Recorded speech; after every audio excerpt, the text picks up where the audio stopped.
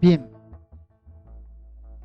esta novela en especial, Tuareg, yo les recomiendo, muy, muy atractiva. La primera vez confieso que cuando la leí no me agradó, probablemente no estaba preparado. Hay libros, como en algún momento les dije, hay libros que todavía no son dignos para uno o uno no es digno para el libro. Pero llega un momento en que cuando tú abres el libro, te atrapa.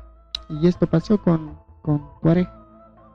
Vamos a hablar, empezando, sabiendo qué es Tuareg, el título de esta novela, muy, muy recomendable, de Alberto Vázquez. Los Tuareg es un, es un, es un grupo, es una tribu, es un país, es una comunidad, varios nombres puede tener los Tuareg, que hasta ahora sobreviven, que ellos son los que han dominado el desierto de Sahara.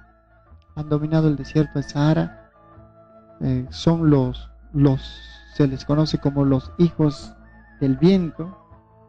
Tienen muchas leyes, entre ellas la más importante es la ley de la hospitalidad. Un Tuareg es una persona que no puede negarte el hospedaje ni puede negarte el agua en el desierto. Esta es una ley muy importante para los Tuareg. Los Tuareg son habitantes del desierto Sahara, es decir, en África. Son personas de una piel, muchas veces algunos son negros, pero una mezcla de una piel oscura, y son musulmanes. Esto es interesante, musulmanes en el desierto de Sahara y de piel oscura. Creen en Alá y tienen una forma interesante de interpretar el musulmán, una forma muy particular. Por ejemplo, las mujeres en esta comunidad no se cubren el rostro como en las otras comunidades musulmanes. Son los varones los que se cubren. ¿Cuál es la explicación? Ellos dicen que la belleza no debe cubrirse. Las mujeres, en este caso las mujeres Tuareg, se esmeran por su belleza, se caracterizan por esto. Muy interesante esto de los Tuareg. Los Tuareg tienen mucho valor por sus mujeres, por la belleza de las mujeres, por las mujeres en sí mismas. Son los varones los que se cubren el rostro.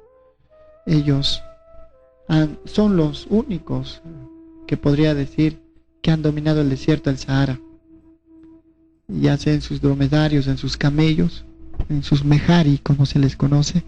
Ellos pueden atravesar el Sahara y comerciar con otras comunidades, ¿no?, de África, intercambiando sal y otros productos.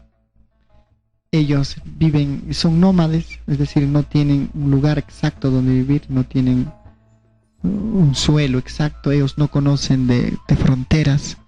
Ellos tienen esta frase, ¿no? El desierto no tiene fronteras.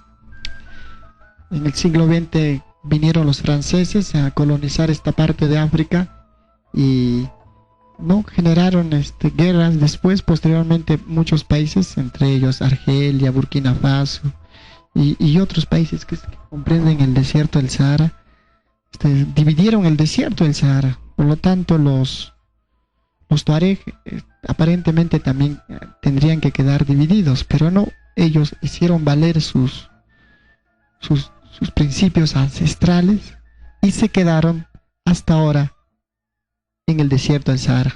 Todos estos países que he mencionado respetan a los Tuareg. Ellos pueden transitar muy libremente porque para ellos el desierto no tiene límites. Es interesante esta postura. Ellos se han hecho valer una tradición muy antigua, una cultura muy, muy sabia. Tienen esta forma de entender. A ver, para contar algo del libro. El personaje se llama Gazelle. El personaje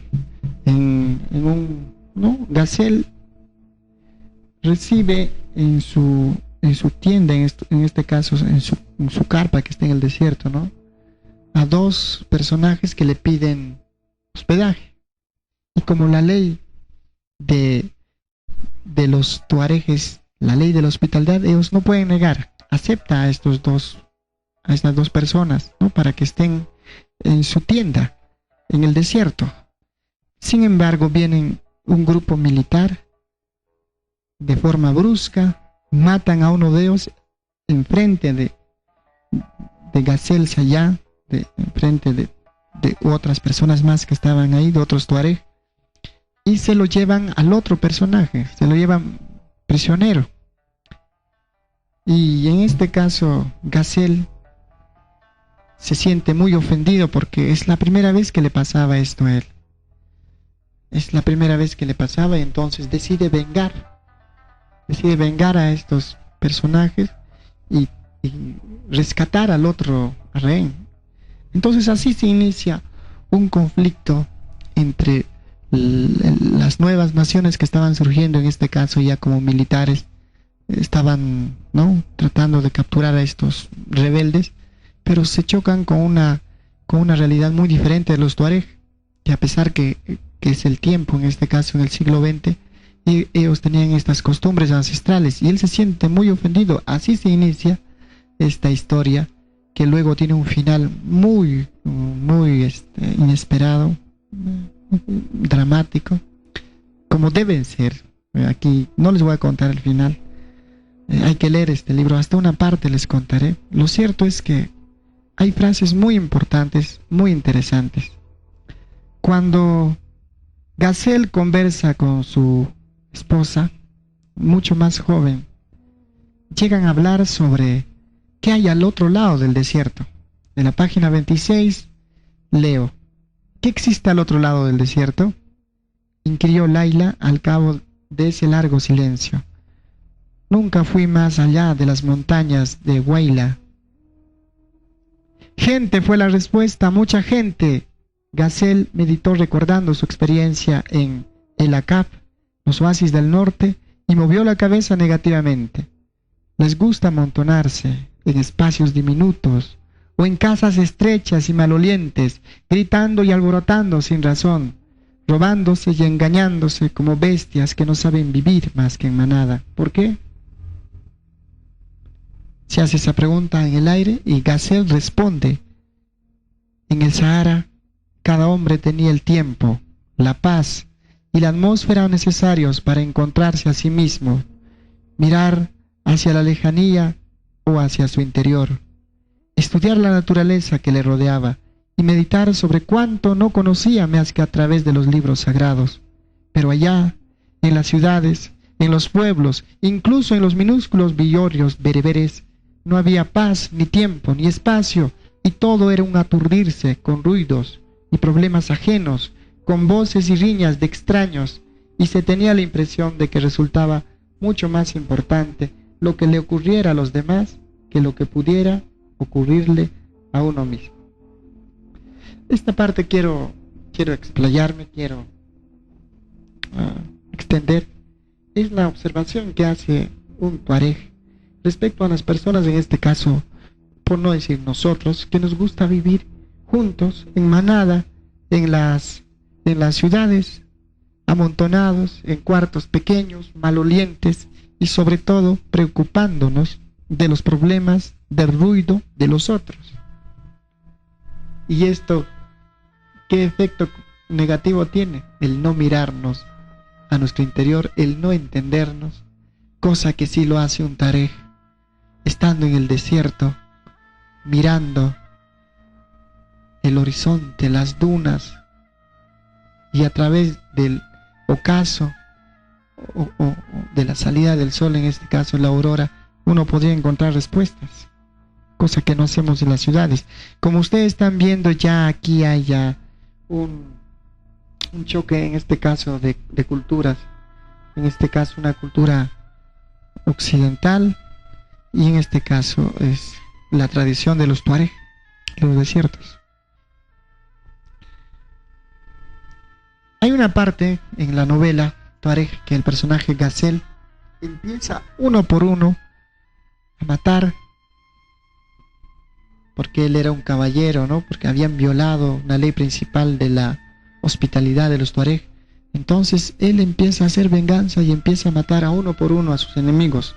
Pero en una parte hay una conversación respecto a la pelea. Es cierto, admitió el Targhee. Y así debe de ser. Solo el cobarde se enfrenta a quien sabe más débil que él, porque la victoria jamás le ennoblecerá.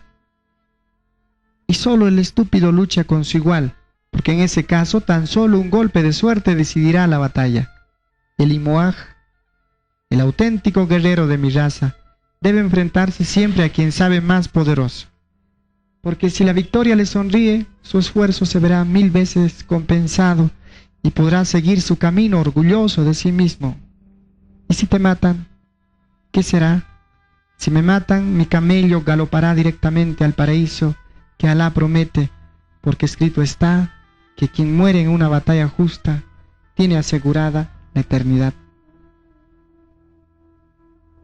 Como ustedes estarán dando cuenta, aquí hay mucho, un estilo de vivir, un estilo de pelear, una estética de la pelea, que confieso que es la primera vez que leo algo parecido, una moral y una estética de la pelea que muy pocos se tienen en cuenta. Acá hay una parte muy interesante respecto a cómo ellos entienden respecto a la frontera y al desierto. Debe existir una frontera en alguna parte, estoy seguro, había dicho con un tono de desesperada ansiedad, y ahora estaba muerto. A Gazelle nunca nadie le habló antes de las fronteras, porque nunca existieron entre los confines del Sahara. ¿Qué frontera detendría a la arena o al viento? Volvió el rostro hacia la noche y trató de comprender, pero no pudo. Aquellos hombres no eran criminales, pero a uno lo habían enterrado y al otro se lo habían llevado. Nadie sabía dónde. No se podía asesinar a nadie tan fríamente, por grande que fuera su delito. Entonces ya a estas alturas ya el Gazelle hace justicia con uno de los que habían matado a uno de sus visitantes. Aquí hay otra parte interesante. Gazelle va a ejecutar a uno de las personas que sacó uno de sus visitantes, y la escena es muy conmovedora, y aquí hay una situación muy conmovedora. Mubarak se mantuvo en pie unos instantes. Él ha peleado con Gazelle, ¿no? Sujeto más por la espada y los brazos de Gazelle que por sus propias piernas.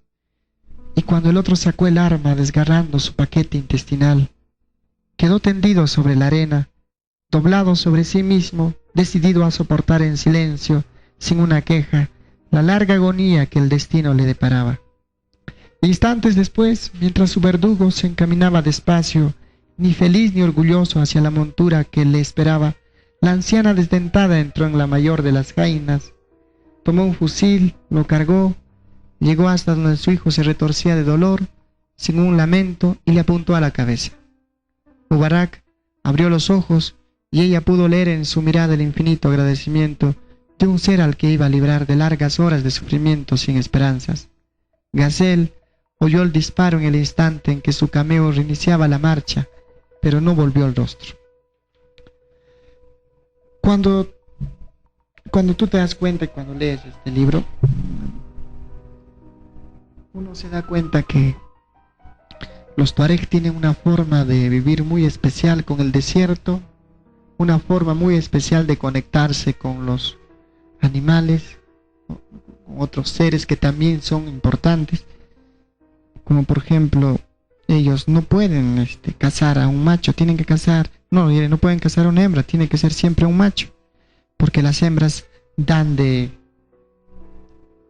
comer a sus hijos, así como nosotros tenemos unas madres que nos han criado. Pero aquí hay una forma muy interesante para que ellos tengan una forma de resolver esos conflictos. Estoy mezclando la historia del libro con pasajes y comentarios. En este caso hay una forma en cómo los tuareg resuelven sus conflictos. Imaginémonos que existen dos personas que están en problemas, que tienen conflictos, se odian. ¿Cómo resolverían los tuareg? Aquí está. Contaban las leyendas que en cierta ocasión dos hombres se odiaban de tal modo que uno de ellos, el más débil, se presentó de improviso en la jaima o tienda de su enemigo solicitando hospitalidad. Como ustedes saben, un tuareg no puede decir no cuando alguien le pide hospitalidad. En este caso, el más débil pide hospitalidad al más poderoso. Celoso de la tradición, el targuía aceptó a su huésped, le brindó su protección y al cabo de los meses, cansado de soportarlo y darle de comer, le aseguró que podía marcharse en paz porque jamás atentaría contra su vida. Desde entonces, y de eso hacía al parecer muchísimos años, aquella se había convertido en una práctica habitual entre los tuareg, que solventaban de ese modo sus diferencias y ponían así fin a sus rencillas. Como ustedes estarán dando cuenta, es una forma muy especial de resolver los conflictos. Es decir, sin necesidad de llegar al derramamiento de la sangre. Dos personas conflictuadas, uno, el más débil, va al más poderoso y le dice, hospédame. El otro le hospeda y se aburre de la visita. Como ustedes saben, al tercer día la visita ya apesta. Entonces ya prefiere no matarle. Y de esa forma resuelve las rencillas los tuareg. Muy bien, vamos a mezclar el programa en este caso con una canción. Vamos a poner una canción de Billy Joel. A ver si me ayuda nuestro amigo y para escucharla. Es una canción muy buena de Billy Joel.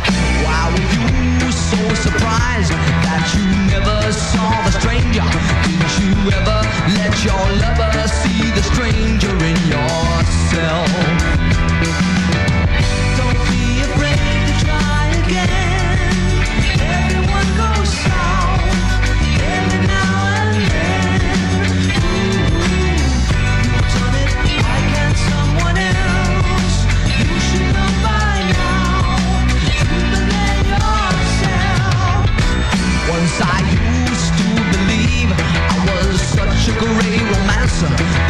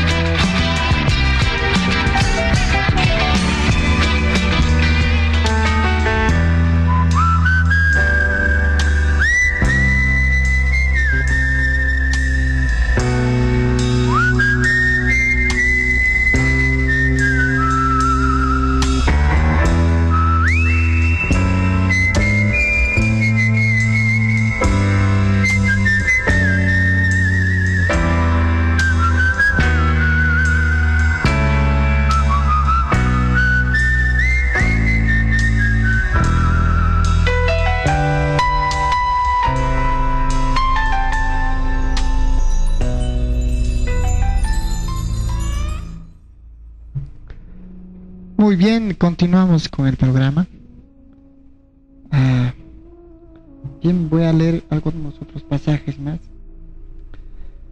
Y sobre la capacidad en este caso, cuando Gazelle estaba siendo perseguido ya por los militares, entonces él da unas técnicas de cómo tenía que esconderse comparándose a una piedra.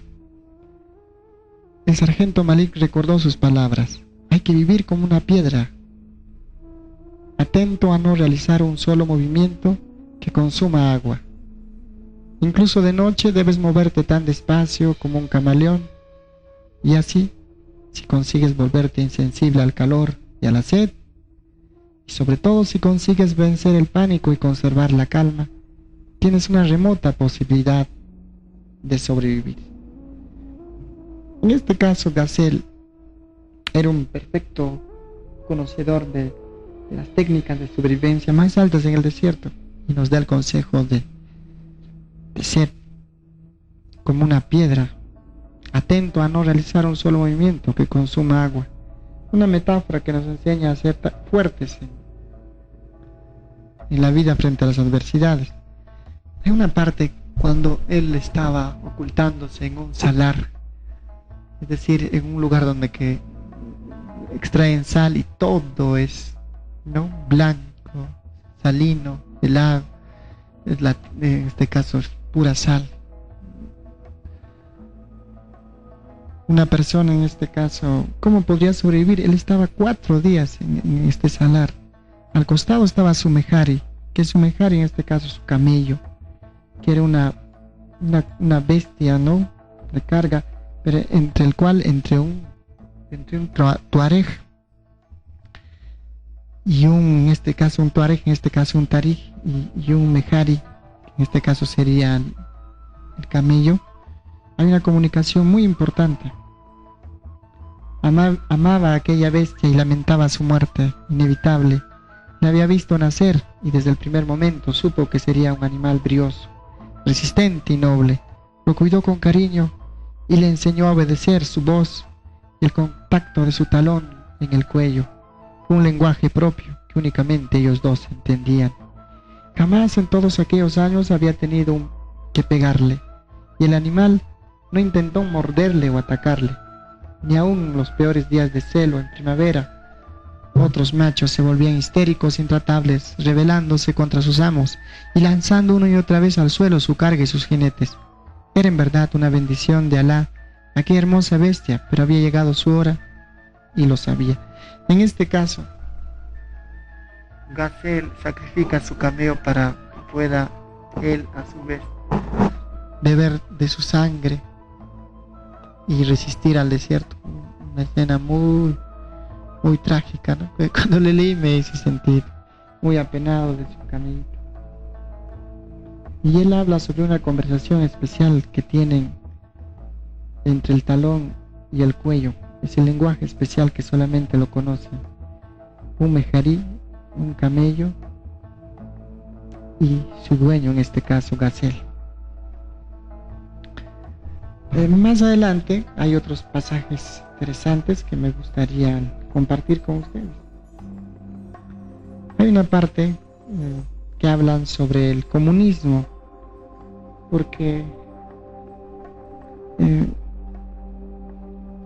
es algo que es bueno decirlo. Acá Gazelle, con su forma de entender el mundo, va a observar de una forma muy peculiar acerca de cómo él entendía o sin conocerlo, cómo podría intuir qué es el comunismo. Pero antes que eso, quiero leerles una partecita ya cuando uno de los personajes iba a ser atacado. Recuerda esta escena, ¿no? 3 cosas le fascinaron desde niño: una hoguera, el mar rompiendo contra las rocas de un acantilado y las estrellas en un cielo sin nubes. Mirando el fuego se olvidaba de pensar, mirando el mar se sumergía en los recuerdos de su infancia y contemplando la noche se sentía en paz consigo mismo, con el pasado, el presente, y aún así en paz con su propio futuro.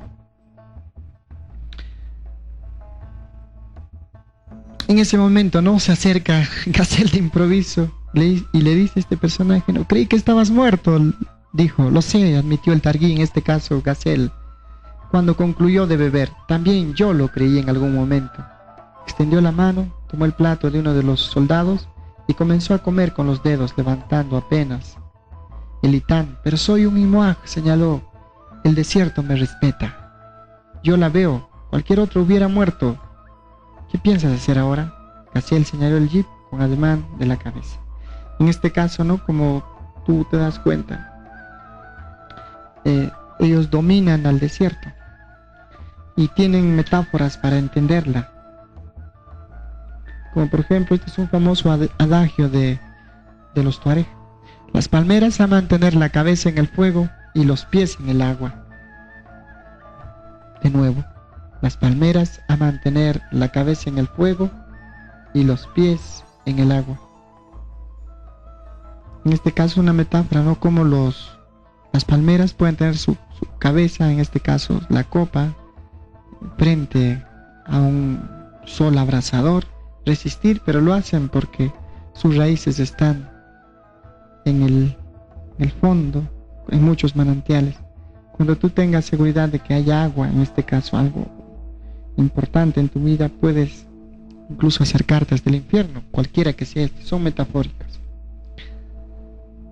Algo de los tuareg. El mismo Gazelle, en una parte sonriente, dice: nuestra raza era ya inteligente, culta y poderosa, allá en la isla de Creta, en tiempo de los faraones, tan inteligente y poderosa que trató de invadir Egipto, pero una mujer los traicionó y perdieron la gran batalla. Unos huyeron hacia el este, se establecieron junto al mar y formaron el pueblo de los fenicios, que dominaron los océanos. Otros escaparon hacia el oeste y se establecieron sobre las arenas, dominando el desierto. Miles de años después, llegasteis vosotros, los bárbaros árabes, a los que Mahoma acababa de sacar de la más negra ignorancia. Aquí hace ver que los tuareg son descendientes de los garamantes. Son una cultura que vivió en el norte de África más o menos en el siglo VI a.C. Es decir, los tuareg tienen una tradición antiquísima. Antiquísima. Para acabar ya, una frase, ¿no?, que dicen de los tuareg, en este caso los otros: no te fíes de los tuareg, no te dejes llevar por su apariencia, porque me consta que poseen el cerebro más analítico y la más rara astucia del continente. Son una raza aparte, que si se lo propusiera nos dominaría a nosotros, los de la costa o los de la montaña. Un targuí puede entender lo que es el mar sin haberlo visto nunca, o desentrañar un problema filosófico del que ni tú ni yo comprenderíamos siquiera los términos de la exposición. Su cultura es muy antigua, y aunque como grupo social se han ido deteriorando al cambiar su entorno y perder su espíritu guerrero, como individuos continúan siendo particularmente notables. Cuídate de ellos. Y ellos lo que quieren es estar tranquilos, ¿no? Pero ellos, si tuvieran, los tuareg, si tuvieran la necesidad de conquistar, ¿no?, y ser los dueños, lo harían. Pero ellos no pretenden eso, ellos pretenden ser unos caminantes del desierto, convivir con las dunas, ver el ocaso o en la aurora, en este caso, encontrarse a sí mismo. Aquí hay una parte que me parece muy atinado decir, ¿no? Uno de los personajes le dice a Gazelle sobre el comunismo: ¿sabes lo que significa ser comunista? Gazelle negó convencido: nunca oí hablar de ellos. ¿Son una secta? Más o menos, pero no religiosa, solo política. ¿Política?, replicó sin comprender. ¿Pretenden que todos los hombres deben de ser iguales, con los mismos deberes y derechos, y que las riquezas se repartan entre todos? ¿Pretenden que sean iguales el listo y el tonto, el imoaj y el esclavo, el trabajador y el haragán, el guerrero y el cobarde? Soltó una exclamación de asombro. Están locos. Si Alá nos hizo distintos, ¿por qué pretenden ellos que seamos iguales?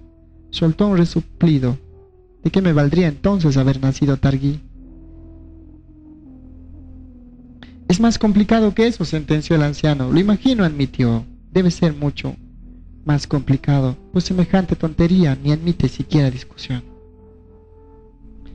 Esa es la forma como Gassel, el personaje de esta obra, sin conocer al comunismo, da su veredicto. ¿Por qué tendríamos que ser iguales? Para acabar ya sobre la novela de Alberto Vázquez Figueroa y Tuareg, algunas cosas.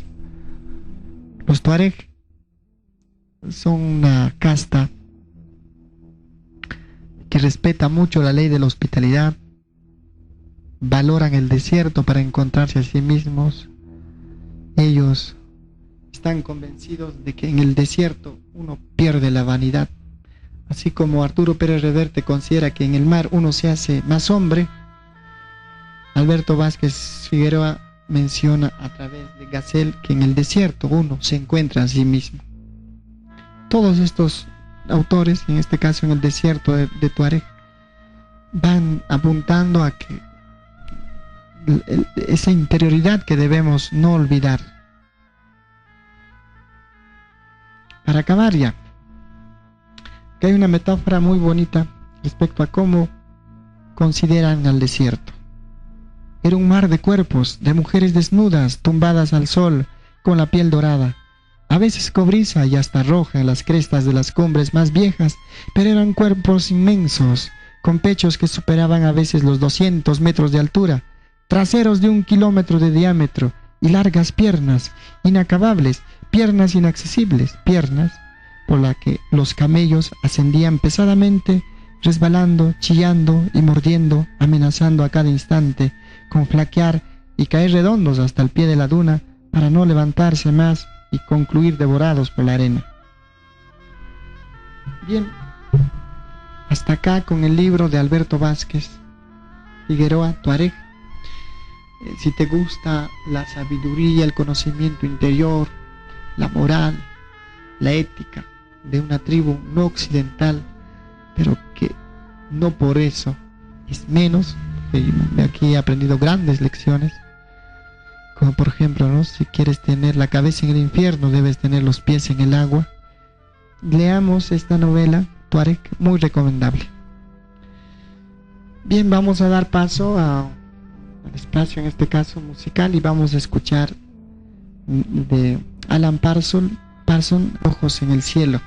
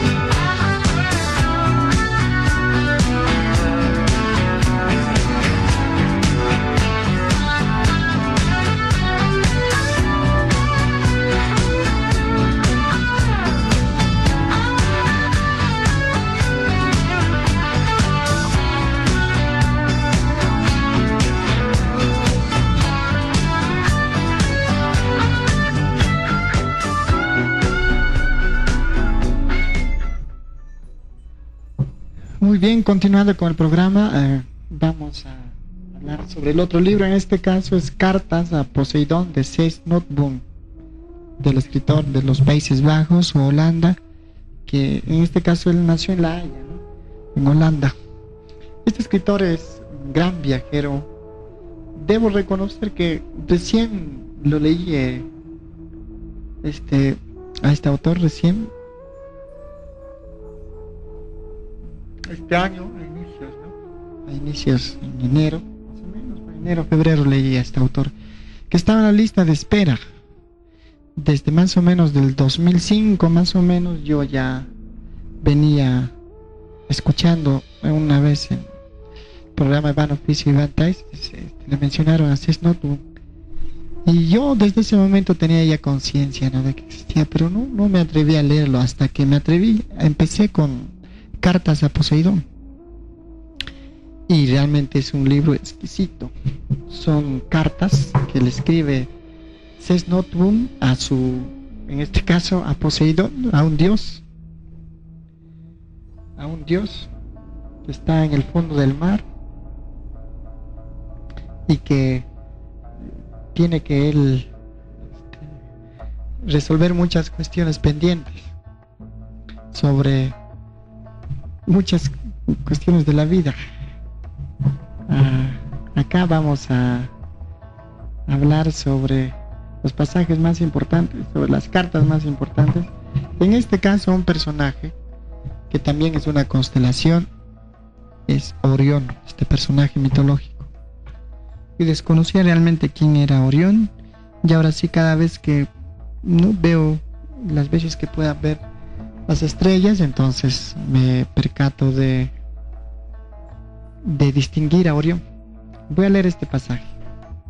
A medianoche, aquí en este invierno germano, en las lindes de los Alpes, vuelvo a verlo.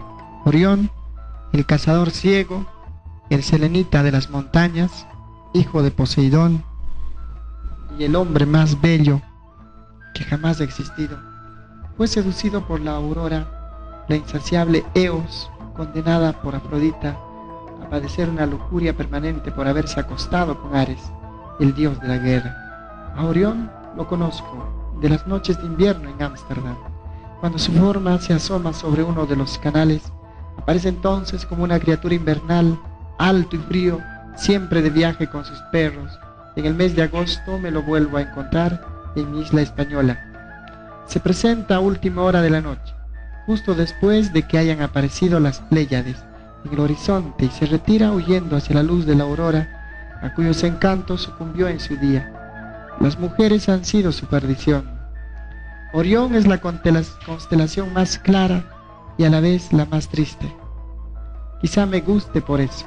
En Quíos se enamoró de Mérope, nieta de Dionisio, hija de Enopión. Este le dio permiso para contraer matrimonio con su hija, con la condición de que librara la isla de las peligrosas fieras que en ella habitaban. Es una historia de infame traición, porque después de que Orión liquidara a todas las bestias, Enopión le sacó los ojos para no tenerlo de yerno. El ciego Orión rema entonces hacia Lemnos, donde conoce a un aprendiz de la fragua de Vulcano, que le lleva a hombros por medio mundo hasta el extremo del océano, donde el insaciable Eos se enamora de él, y el hermano de esta, el sol, le devuelve la vista. Orión quiere vengarse de Enopión, y mientras le busca se encuentra con Artemisa, una apasionada de la caza como él. Juntos salen de caza, pero entonces interviene Apolo y le manda un monstruoso escorpión. La coraza de ese aterrador insecto lo resiste todo. No hay quien pueda con ella. Orión huye y se arroja al mar, el mar de su padre. Pero ¿qué puede un mortal cuando tiene a los dioses en su contra? Apolo engaña a Artemisa diciéndole que el hombre que nada en el mar ha seducido a una de sus sacerdotisas. La diosa apunta con sus flechas a la cabeza del lejano nadador y lo mata. Pero cuando se acerca a nado hasta el cuerpo y ve que es Orión, le suplica a Asclepio, hijo de Apolo, que le devuelva la vida. Cuando éste se dispone a hacerlo, Zeus lanza uno de sus rayos y lo mata definitivamente. Artemisa coloca entonces su imagen, siempre reconocible entre las otras estrellas, donde cada noche es perseguido por el escorpión hasta el día de hoy.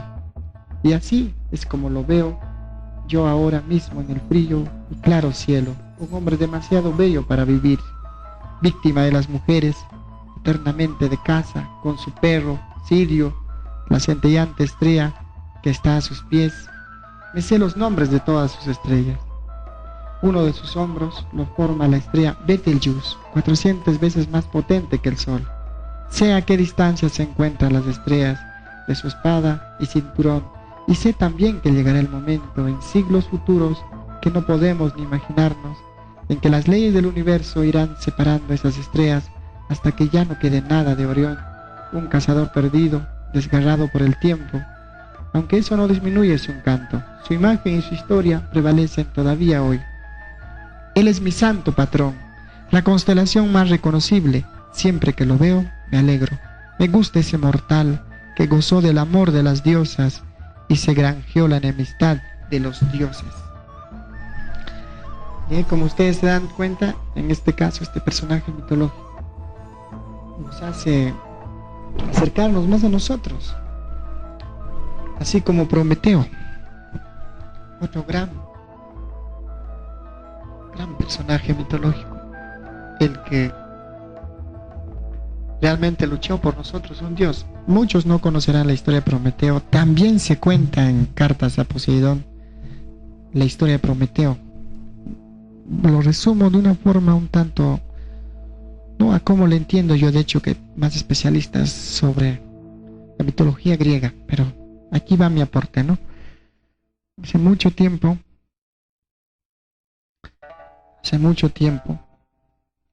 Prometeo creó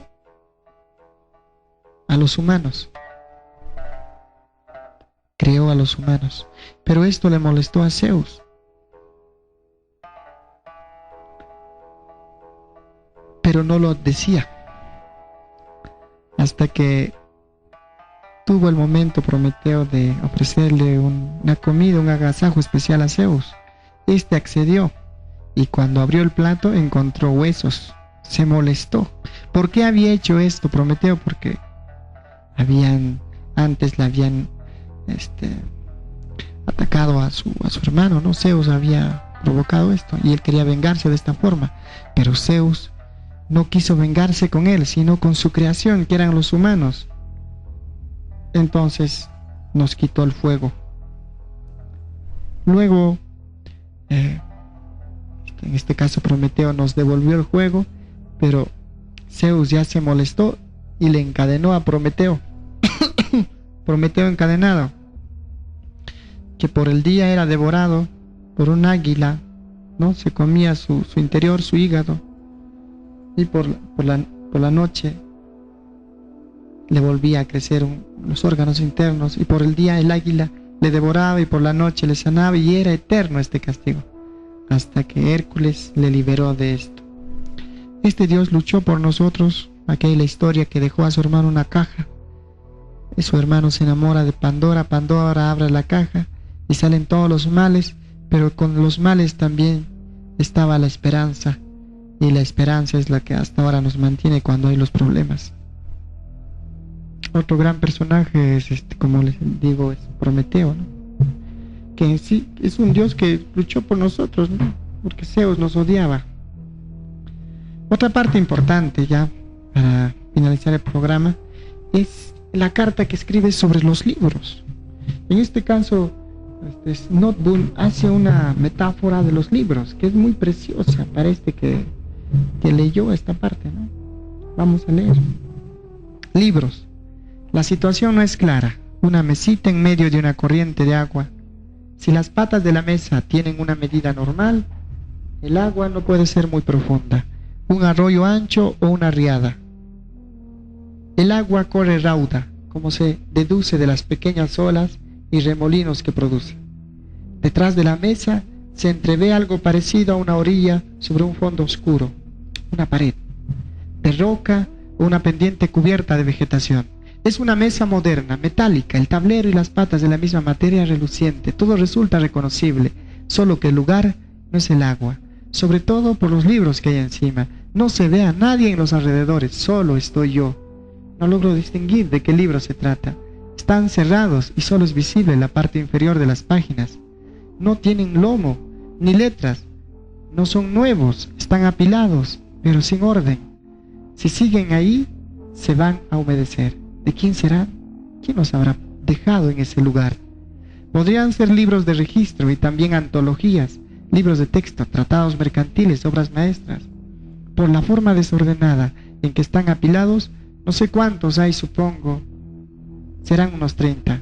Después de mirarlos un rato, me siento incómodo. Los libros nos reclaman algo. Siempre lo hacen, incluso cuando están cerrados.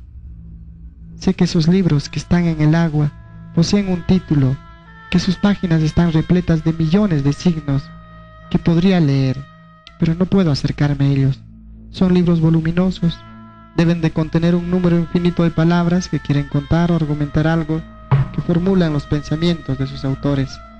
Al principio no reconozco otro sonido que el rumor del agua que corre, pero luego percibo por debajo ese suave rumor, un murmullo cada vez más intenso y furioso, como un coro que cantara con los dientes apretados un zumbido átono y siniestro que no desvela ningún significado, un agobiante lamento de tinta y papel, el sonido que emiten los libros cuando saben que son quemados o ahogados, el dolor por lo que ya nunca más será leído. Como ustedes se dan cuenta, una prosa muy preciosa, espectacular. Y para terminar ya con las cartas que escribe a Poseidón, por supuesto, Poseidón no le responde, son respuestas a sí mismo que se hace en Notebook. El hombre, ¿qué es el hombre? En una habitación de hotel extraña, al otro lado del mundo, pienso en él y no sé por qué. Ignoro los caminos de mi cerebro. La cuestión es que de pronto me he acordado de él, el hombre en su silla, el hombre delante de su casa, el hombre en la acera. Yo le llamo el hombre vacío, aunque no tengo derecho a ponerle ese nombre porque no le conozco. Entre mi pueblo y la ciudad portuaria se extiende a ambos lados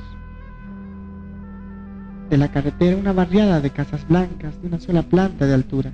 En verano, cuando estoy en la isla, suelo cruzar esa zona un par de veces por semana cuando voy al mercado. Ese hombre forma parte del orden del universo. Si él no está, algo falla en el mundo, pero siempre está. En una silla de jardín barata, de brazos de hojalata, de lona desteñida. Como ustedes se dan cuenta, en este caso Notebook nos escribe de un personaje que vive en su ciudad. Ya para dar fin a esta emisión, quiero leer, y este sí es muy sentido, el relato que le escribe a su ágave, es decir, a su espina, o sea, a la espina que hace en el tequila, a su ágave que tiene Seth Notebook en su casa. Hacía 40 años que vivía en mi jardín español, estaba ya ahí cuando yo llegué. No me saludó ni pidió nunca nada. Yo le regaba durante los meses de verano, pero él me hacía notar que apenas necesitaba ese servicio. El ágave almacena agua en sus hojas y está ahí, se vuelve peligrosa para nosotros, no para él. Según la descripción que hace de él, mi libro de jardinería, se trata de una planta suculenta sin tallo, con una roseta de hojas gruesas y fuertes que brota directamente de la tierra, pero probablemente ese lenguaje le parecería a mi ágave demasiado romántico. Tiene las hojas oblongas y carnosas, más estrechas en la base, en el centro, los bordes dentados y la punta afilada y venosa. Él mismo nunca diría eso. Los árboles que planté cerca de él, o que brotaron espontáneamente o a su alrededor, como los olivos silvestres, le fueron quitando cada vez más luz. Él decidió permanecer impertérrito, tenía su propia misión. Comprendí que mi ágave debe de haber podido o querido hablar, lo habría hecho con acento mexicano. Yo le tenía un gran cariño. Lo digo en tiempo pasado porque ahora mi ágave está desahuciado. Como su estado me genera confusión, me siento flotando entre el pasado y el presente, lo cual me marea un poco. Él sigue en mi jardín y se está muriendo. pero hace ver que no le pasa nada. Eso me resulta difícil de soportar. Al fin y al cabo, hace ya 40 años que lo conozco. Debajo de él se propagó una especie de descendencia, un grupito de clones con sus estiletes entrelazados, con el que él creció un poco inclinado. Sus raíces asomaban cada vez más a la superficie y fueron formando una excrescencia recubierta de tejido de hebras y marrones. Cada año, cuando llegaba a mi casa, me encontraba sus hojas inferiores marrones resecas. El ágave soportaba su postura inclinada con fastidio, pero dignidad, el círculo interior de sus ojos apuntando sus espadas desenvainadas hacia la luz. Él ha visto cómo me he ido haciendo mayor durante esos años, pero no sé si alguna vez habrá pensado en el paso del tiempo y la permanencia, ni si habrá querido medir esos conceptos. Tal vez supiera que él era su propia medida y su propio sentido. Este año mi ágave cumplió su destino. Entre sus peligrosas hojas, el centro de su roseta, brotó de repente un tallo flexible de color verde. La rapidez con que se desarrollaba era impresionante. Creció 1 decímetro al día, un palo verde erecto inclinándose en la dirección del viento y apuntando hacia el cielo en busca de su culminación. Cuando el tallo dejó de crecer, brotaron en su extremo unos racimos que se hicieron cada vez más densos. Después de la floración, el ágave estaba condenado a morir. Misión cumplida. Una línea recta le conectaba directamente con el Big Bang. El azar, ya se sabe, no existe. Y eso él lo supo siempre. A mí me quedó un lugar vacío bajo la palmera y el olivo silvestre. A lo mejor alguno de sus retoños querrá empezar de nuevo. Su identidad suscita dudas. Ágave marginata, según el libro, pero también aloe centenario, y a continuación matiza. A pesar de lo que se sugiere su nombre en neerlandés, no es un aloe. No me sorprendería que mi ágave hubiera escrito a hurtadillas. En este caso, ya es la parte final. Noteboom nos habla incluso hasta de las piedras, de los burros, de grandes personajes mitológicos, de los países, de los viajes, de la memoria. Muy recomendable este libro de Seth Noteboom. Muy bien, para finalizar el programa vamos a poner la canción Crazy de Ace House y nos vemos hasta el siguiente programa, en el cual tendremos un invitado muy especial.